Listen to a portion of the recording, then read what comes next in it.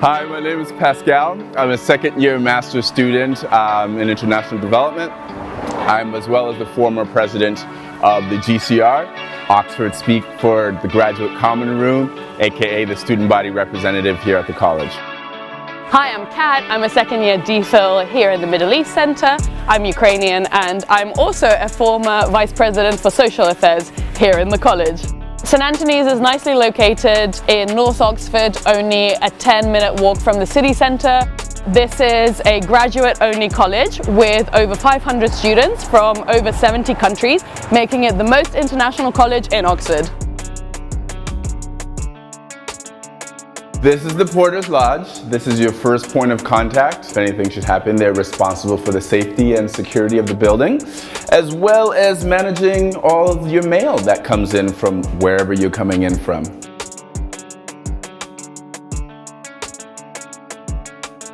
Welcome to the Buttery. In daytime, this is usually a study space or a hangout spot for all our students. And in the evening, it turns into a very lively bar. So this building is predominantly for students, and that's why the student body always organizes all the events here. Whether that is karaoke night, Gaelic night, St. Paddy's Day, sometimes the bar is just open for you to hang out with your friends. So they're all student run, for students' entertainment.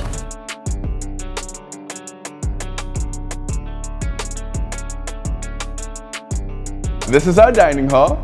It's open for lunch and dinner on Mondays through Fridays, as well as brunch on Saturdays. Whoa, yeah. And it is a really modern and inclusive space. As you'll see, you'll find your professors sitting with students. And you will always find a specialist on something that you're curious on, or something that's in the news, or something that you've read. But as you'll come to see, it is a fantastic and vibrant place to build community. And on top of that, students within the GCR, the Graduate Common Room, organize a weekly language immersion night, which is native speakers who can teach a language to those who are just beginning to learn a language or those who want to practice a language. And twice a term, this space usually transforms from a simple dining hall to a big venue for some of the biggest college bops, and a bop is just a big party. It's Oxford speak for that.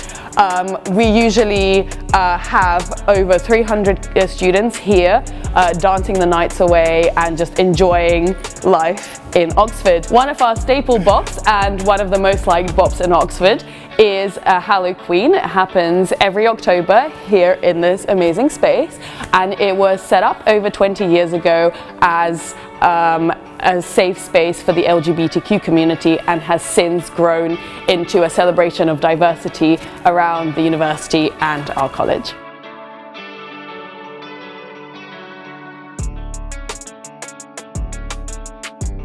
This is our common room for all students to enjoy, whether during the day after meal times, to do a bit of work, relaxed type of work, or in the evenings. We have different film screenings in here, we have yoga here. As a social science and humanities college, we also like to host election nights here. So, you know, we have loads of people coming from all different colleges. Free pizza! Free pizza to watch elections and just chill with their friends.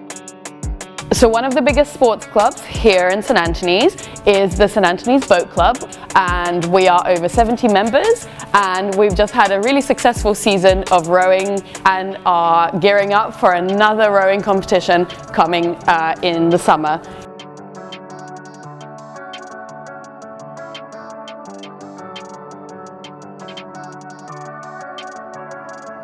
A regional research centre that we have here on campus is the Nissan Institute of Japanese Studies, which also hosts the Japanese Centre Library, which is one of the 4 university libraries that we have here at St Antony's. And behind us you will see the beautiful quad, which is where we have once a year a summer barbecue where professors, the administrators and students gather for live music and wonderful food by our award-winning chef. and as well as some of our accommodations. On our left here is some of the gateway buildings, and here's also more en-suite accommodations. And we also have accommodations all around campus and just across the road from St. Anthony's.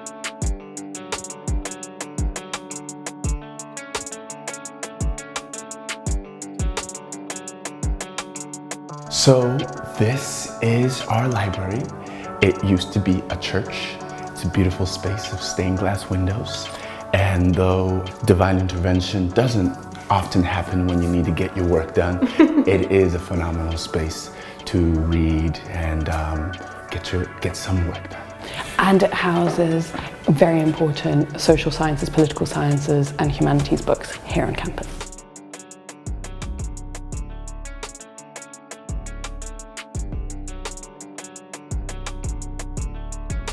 Welcome to the Gulbenkian Reading Room, which is another study space for you to work in if you want a bit more peace and quiet. This is one of my favorite spaces to work. It has been dubbed the dungeon. So at St. Anthony's, we have 5 libraries. One is a college library, which is available to just St. Anthony's students. Then you have 4 university libraries, which are the Russian and Eurasian Center Library, which is this one. The Latin American Center, Japanese Center, Middle Eastern Center also have their own libraries.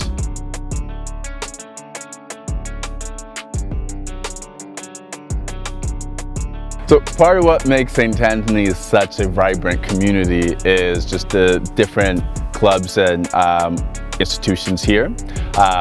Whether it's the football team, the basketball team, we had Wine and Cheese Club get started this year. And if we don't have it, there are always ways, whether it's through the GCR or the Antonian Fund, to get your club started. We also have live drawing, cultural celebrations, anything you want to do or celebrate, we encourage you to do so and to come up to the student body and to voice your suggestions.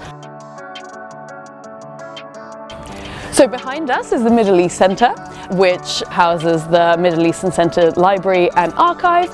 And this building is actually very famous because it is Zaha Hadid, a British Iraqi architect's last project.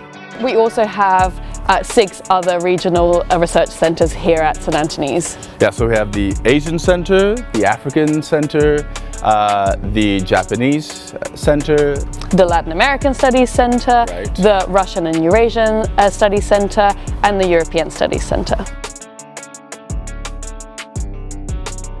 Because we're home to 7 regional research centers, we have a plethora of lectures and seminars here weekly, about 12 to 18, dealing with matters happening all around the globe. And we have a range of heads of states and foreign ministers and policy experts, academics come talk at St. Anthony's because it is so internationally well known. Rumor has it that at any point in time, 7 to 10% of all foreign leaders and ministers are St. Anthony's alumni.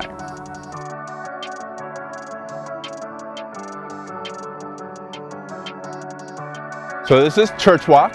It's the street just off College where we have the Latin American Center and where we have some of our accommodations as well.